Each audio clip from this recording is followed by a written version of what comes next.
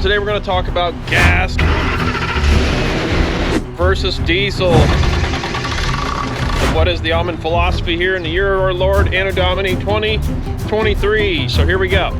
Okay, so folks, gas or diesel for work trucks. Here's the Auman philosophy on that at the moment. The way we look at it is, for the most part, unless you're doing consistent heavy hauling, and I'm talking hauling 5-ton mini X's, I think diesel engines on work trucks aren't worth the extra money, especially for a startup company. The reason being, I feel like if you were to buy, for example, we really like this Dodge Hemi gas engine. This 6.4 for a gas engine is pretty darn decent. It pulls, we pull that hoe with it a bunch, and it does pretty darn good for a gasser. Now again, we are in Southeast Ohio, just southeast of Columbus. Not a lot of hills, relatively flat. If you're in the mountains of West Virginia or Montana or anywhere like that, yeah, diesel may be the way you need to go, really. You know your own work mix, you know what you do, but the cool factor doesn't apply here, because cool is not what matters in business. It matters a little. What you need to do is take that extra money that you would put into a diesel engine, in my opinion, and invest in equipment and tools. So you take that extra $5,000 or $10,000 that a diesel engine on that same truck is going to cost you, and spend it on the stuff that matters. So if you're a hardscape contractor, you're buying block clamps and good saws, all this little stuff. And so that's where we really see, as far as that concept, being the better use of funds.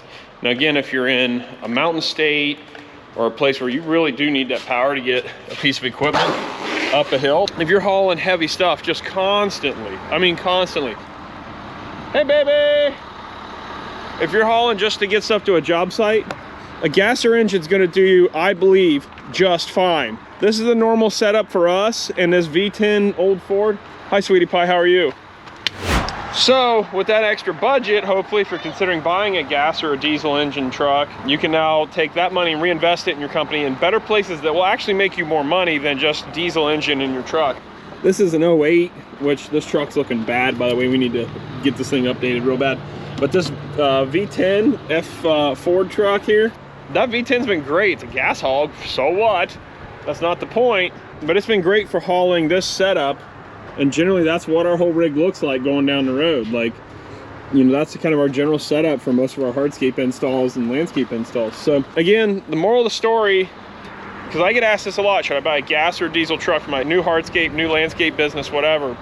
And at the end of the day, I'd rather see you take that money you'd spend extra on the diesel engine and say no, just say no to 6.0s, by the way, when it comes to the diesel Ford world.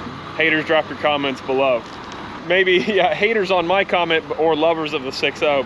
Don't buy a 6.0 Ford diesel truck. Bad call. I don't care if it's bulletproofed. Don't do it.